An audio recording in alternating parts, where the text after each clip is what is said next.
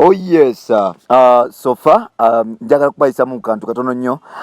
Abavubuka bangi Shiba byagenda maaso n'okuba nti adeetingako newankubadde ng'ate abasinga oluvannyuma lw'okuba nti bamala okuba nti ne baawukana bafuna setback oba bagenda n'ekizanyo ekyo kitasobola okuba nti kibavaako era bagenda maaso n'okuba nti baluzinga ebyobugagga ne properties ez'enjawulo. Abamu ku abo ebivulu byabasala, abamu ku abo baafa, abamu ku abo bagwa eddalu, abamu badda ku zero ne basiraana ne bafuna stress era ng'asembyeyo bamuyita Ska Big Time. Oyo muvubuka yali mutabanyi wa Kyagulanyi, Sylvester Kyagulanyi. Omuvubuka yali mu Big Time, bakuba kayimba kamanyikidwa nga Apple, you make me mubadde mumanyi nga Bruno kagenda maaso n'okuba nti oba oliawo amukwatako n'okusobola okuba nti amutereeza mpolampola. Ekino kyagenda maaso n'okuba nti kimutabukako era nga oba oliawo Shiba Kalungi kwe kutandika okuba nti oba oliawo bamuteekako bamusomako olunye nga bagamba nti oba oliawo buli musajja gwe yayagalako sometimes n'ofunamu butakkaanya oba n'amuta yasobola okuba nti agwa eddala okusiraana n'okuba nti oba oliawo tabeeranga kyekimu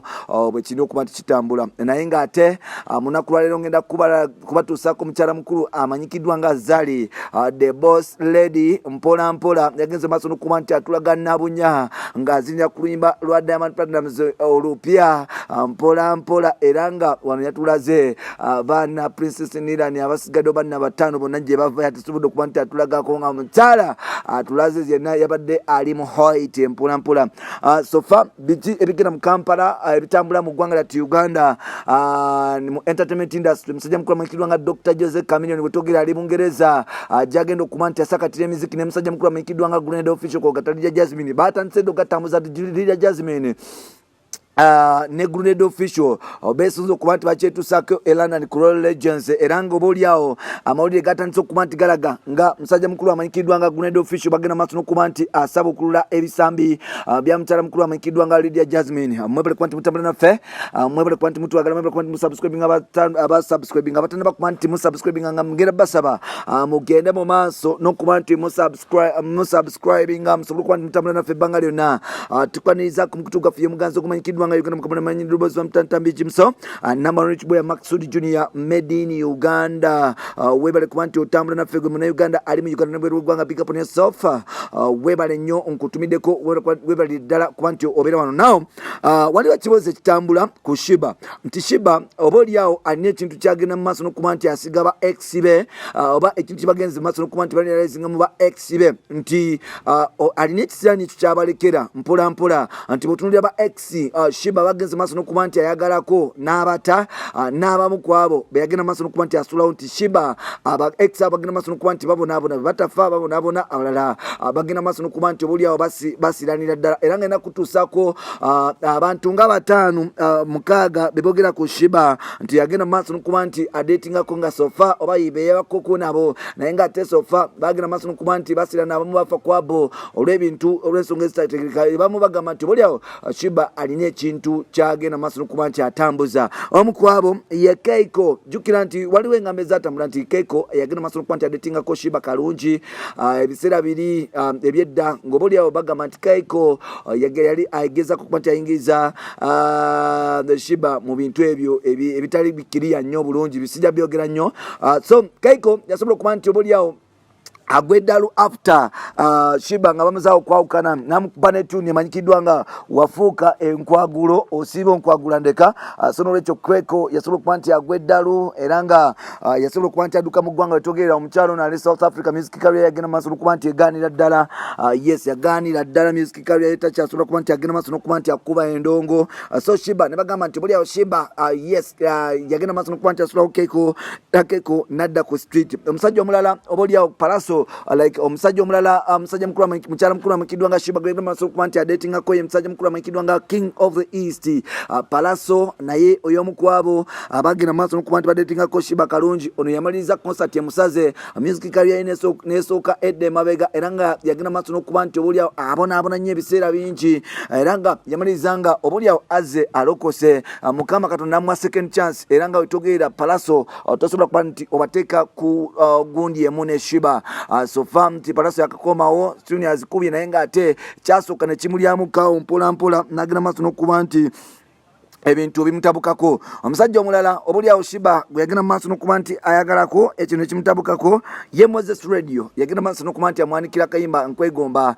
Moses Radio yagalako Shiba ne bakitawo mpola mpola radio n'asobola okuba nti afuna era twamalirizanga obuli awo asiseemu mbu amawulire kwago ebintu ebitambula nti Shiba baza yagalako omuvubuka omulala bamuyita Sasha Vibes ngono video director akwata butambi za nnyimba yagenda maaso n'okuba nti ayagalako Shiba kalungi era nga ono kyafuna emirimu gye jagira maaso n'okuba nti gigotaana Jeff Chiwa n'amuggyako emirimu era nga kyamutagalirako ddala nti oba oli awo ne kampani ne Bebe yagenda maaso n'okuba nti amuggyako emirimu egy'enjawulo era kati yagiwa abantu balala. So n'olwekyo abantu ne bagamba nti oba oli awo Shiba buli gwavaako bw'atyo. Omuvubuka omulala amuyita Jeff Chiwa oyo yatandika okuba nti agetinga close ne Shiba awo Good Life kwe kusikamu Radio and Weasel ne baawukana era nga properties za Jeff Chiwa zasobola okuba nti oba oli awo zitwalibwa abavubuka abamanyikiddwa nga Radio and Weasel mpola mpola era nga Jeff yasobola okuba nti abona newankubadde yasobola okuba nti mbu yetambulira okusobola okuba nti afuna second chance n'okusobola okuba nti akomawo bupya n'amanyi amalala.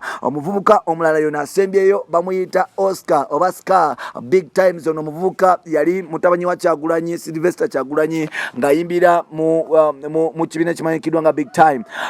Yali ex boyfriend wa Shiba abayagana okuva emala ebbanga era nga ono afuuka ex boyfriend wa Shiba oba afuuka boyfriend wa Shiba nga Cindy amaze okuba nti livinga gye bayita Bruce nga atandise career ye. So Shiba yalinga so close ne Cindy ate nga Cindy yalina abo abavubuka nga biseera bye baliko. Oscar yatandika yafunye omukisa okuba nti adetinga bukyanga Shiba bawukana ne Scar oba Big Times obulamu obwagenda maaso n'okuba nti bukyuka from then up to now.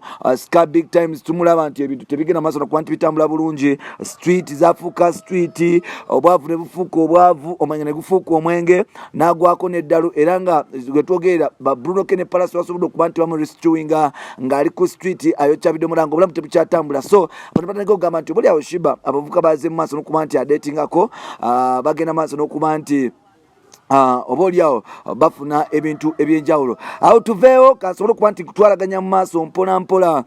Musajja mukulu mukyala mukulu amanyikiddwa nga Zali the Boss Lady wetwogerera ali yatulazeeko kikyalinawo yasobola okuba nti atulaga ebintu nga bwe yakula. Zali yabadde azinira ku kayimba ka musajja mukulu amanyikiddwa nga Diamond Platnumz akamanyikiddwa nga oba katyaka kabe kikuwa oluyimba olwo lwe lumu ku nnyimba ezitasanze okuba zitambula. Zali n'asooka atulaga ebisami natulaga buli kimu nga kyonna kiri ku muzuuli saana era abantu batandise okugamba nti buli awo ono yakikoze intentionally. Yabadde ayambadde bike ya black simanyi lwaki abakyala bambala nnyo obugundira black obwo bubike ba black. Sometimes I don't know, I wonder why ne baba mukyala kino wa mukyala ki bubike obwo ba black bafukira bubike. So omukyala n'atulaga bike bwati n'atulaga n'ebintu eri munda kwegamba n'atulagira ddala nti yes kyekyo taratibu era ababadde bagamba nti waka talina suubira waka wuuyo mumulaba mwamulabye ekintu nekitambula nga kirina okuba nti kitambula. So byebyo ebifa ewaza the Boss Lady batandise okwogera nti ono yabadde agezaako okuba nti alaga bisambi ku attracting abasajja ab'enjawulo abagenda maaso n'okuba nti buli abamudatinga oba oli awo kano kapate kwabaddeko n'omusajja mukulu amanyikiddwa nga Diamond Platnumz mbu.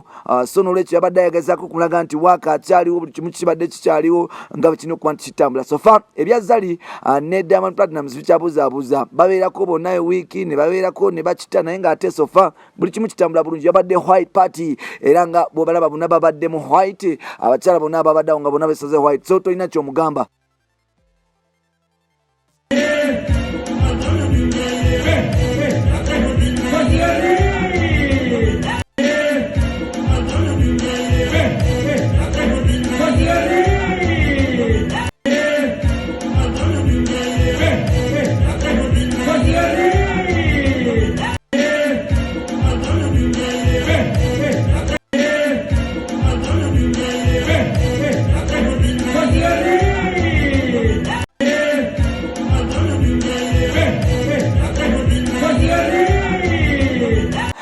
Wetwogerera amawulire amalala nga tuvuddewo ye musajja mukulu amanyikiddwa nga Grenade Official wetwogerera ali mu UK ne mukyala mukulu amanyikiddwa nga Lydia Jasmine Kogata King of the oba African music bamuyita King Joseph, one Dr. Jose Chameleon, East African heavyweight Mr Champion nga bwe yeeyita bali London naye ng'ate agaliwo galaga nti obulyawo Kenzo tagenda kuba nti akwasaamu yadde ekintu n'ekimu kubanga Grenade Official bagenda maaso n'okuba nti obulyawo bakola ebintu ebitasaana oba ebintu by'ekikulu n'emusajja ne mukyala mukulu amakiddwa nga Lydia Jasmine era nga gwe twogerera bano bonna batuusedde London kati amawulire agaliwo bagagamba nti Lydia Jasmine bulijjo abadde yeesunga okuba nti asasula Kenzo ne Fiiki bye baamukola ajukira nti Kenzo yagenda maaso n'okuba nti adroppingawo Lydia Jasmine n'agenda kewa Fiiki ate nga Fiiki ebintu bye tebitegerekeka Fiiki yeesanga ba star nti olwaleero omukyalo oyo abadde tasobola kuba nti amwefunza nga bwe yali mwefunziza so kwe kusalawo kuba nti byonna abyerabira n'okuba nti abivaako nadda ku ex boyfriend wa Sheila Gashumba ajukira nti bano bonna Fiiki yayagalako Sheila Gashumba at the same time Grenade Official yagenda maaso n'okuba nti yayagalako Sheila Gashumba era bintu bingi ebyatambulawo so n'olwekyo bano bonna